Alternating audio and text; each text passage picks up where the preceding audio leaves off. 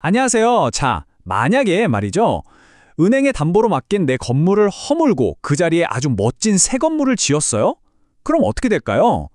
이게 사실 한국 부동산법에 숨겨진 아주 흥미로운 법적 퍼즐이거든요. 오늘 저랑 같이 한번 풀어보시죠.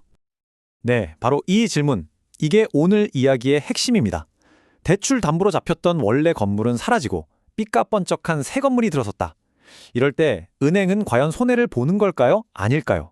이 건물주의 권리랑 은행의 권리가 정면으로 꽝 하고 부딪히는 바로 이 지점에 아주 중요한 법적 원칙이 숨어 있습니다. 자, 그럼 이 복잡한 이야기가 어디서부터 시작됐는지 처음으로 한번 돌아가 볼게요. 이 사건의 배경을 제대로 이해하려면요. 공동저당이라는 개념부터 딱 잡고 가야 합니다. 여기 땅이랑 건물을 둘 다 가진 분이 계셨어요. 이분이 은행에서 돈을 좀 빌리면서 가지고 있던 땅하고 건물을 한꺼번에 담보로 맡긴 거죠. 여기까지는 정말 아무 문제 없는 아주 평범한 대출 상황이죠. 이걸 바로 공동저당이라고 부르는 겁니다. 그러니까 대출금은 하나인데 담보는 여러 개를 묶어서 거는 거죠. 이 경우에 은행 입장에선 어땠을까요? 아, 땅이랑 건물이랑 하나의 든든한 담보 세트구나 이렇게 믿고 돈을 빌려준 거예요. 은행의 안정장치는 바로 이 땅과 건물의 가치를 합친 그 전체였던 셈입니다. 그런데 바로 여기서 예상치 못했던 일이 딱 터집니다. 모든 법적 다툼이 바로 이 사건 하나 때문에 시작된 거죠.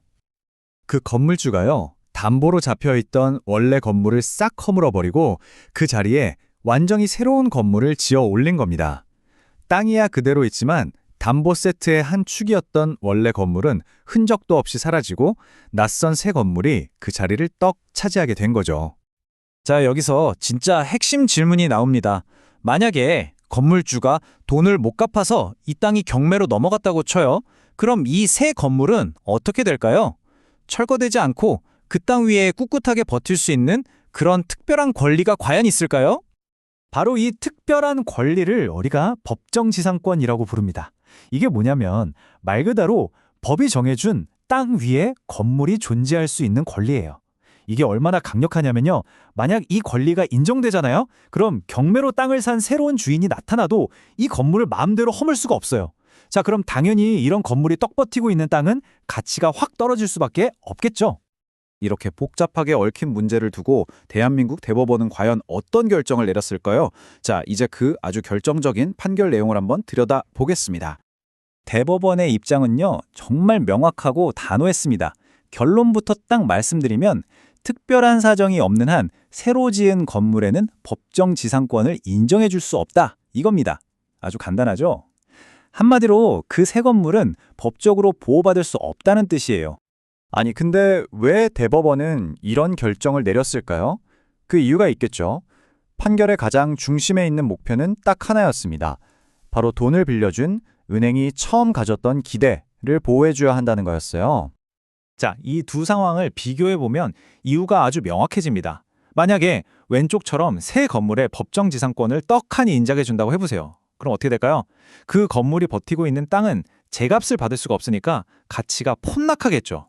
이건 은행 입장에선 정말 예상치도 못한 엄청난 손해입니다. 하지만 오른쪽처럼 법정지상권을 인정 안 해주면요. 은행이 처음 기대했던 그 땅의 담보 가치가 고스란히 지켜지게 됩니다. 계약의 공정함이 유지되는 거죠. 사실 이거 아주 간단하게 생각하면 됩니다. 은행은 애초에 땅 더하기 원래 건물 이 두 개의 가치를 합친 걸 믿고 돈을 빌려준 거잖아요. 그런데 건물주가 자기 맘대로 그중 하나를 없애버렸어요. 심지어 그 결과로 남은 땅의 가치까지 뚝 떨어지는 상황을 만들었다면 이건 은행의 담보권을 아주 심각하게 침해하는 행위죠. 대법원이 바로 이 점을 날카롭게 지적한 겁니다. 하지만 법에는 또 늘 예외라는 게 있지 않습니까? 그럼 새 건물이 법정지상권을 인정받을 수 있는 경우가 정말 아예 없을까요? 아니요. 딱 한 가지 아주 까다롭고 특별한 예외가 있긴 합니다.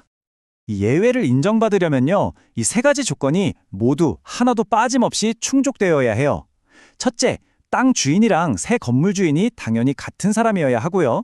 둘째, 그 새로 지은 건물에도 은행을 위해서 똑같이 공동저당을 설정해줘야 합니다.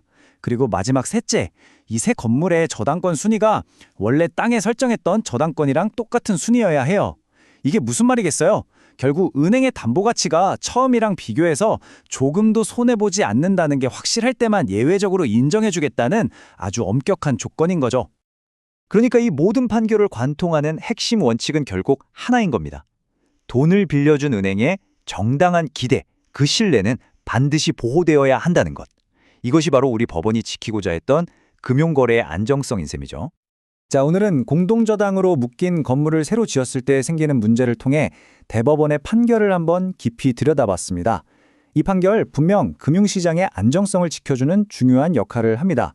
하지만 이걸 뒤집어서 생각해보면요. 내 땅이라도 대출이 끼어 있으면 내 마음대로 개발하는 데 제약이 있다는 뜻이기도 하거든요.